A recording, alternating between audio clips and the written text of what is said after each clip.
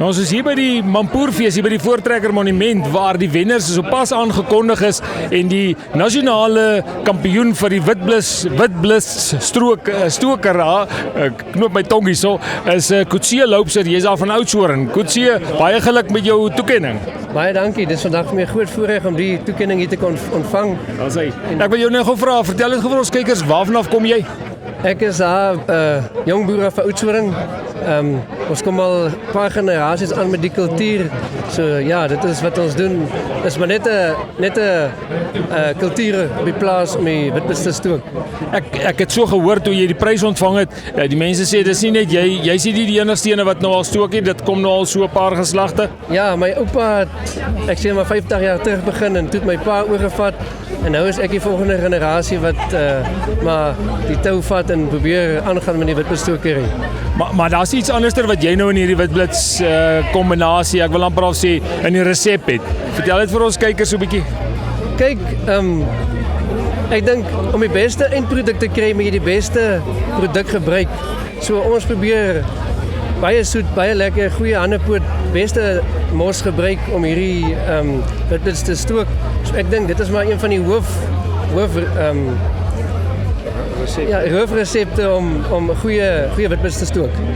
Maar kan jy net vir ons kykers sê, wat is die verskil tussen witblus of wat se mampoer maak 'n mens met witblus mee? Kyk, witblus word gemaak van druiwe en mampoer word gemaak van enige ander vrugte. So dis net witblus wat net druiwe wat jy witblus van kan maak. So dan kry jy enige soort mampoer, enige ander vrugte wat jy gebruik, stook jy mampoer mee. En sê gou vir my, jy kinders en gaan hulle oorvat by jou as hulle leer jy hulle al hoe om ook te stook? Kyk, op die oomblik het ek 2 dogtertjies wat nog nou is in laerskool is, so ons sal maar kyk vir die toekoms. Ek sal definitief hulle maar leer dat hulle die tradisie kan voorbou of dalk ek het broers en susters en hulle kinders kan dalk die tradisie voorbou vir ons. Hoorie sommer, ons wil jou nogmaals sê baie geluk en baie sterkte daar by julle in die Oudtshoorn. Ons verneem ook julle het baie reën gehad. Ons hoop julle het te veel skade nie. Hoe lyk die skade daar? Man, baie van die boere wat naby die riviere boer het maar baie skade gekry, maar dit is maar 'n vloed. Ons kan niks aan doen nie. Ons aanvaar maar wat gebeur het en ons gaan maar net weer voorkyk en vorentoe boer.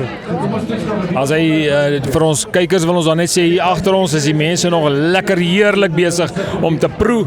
Hierdie heerlike mampoere, likkeure en witblitse wat hier agter ons is hulle besig om gretig te proe.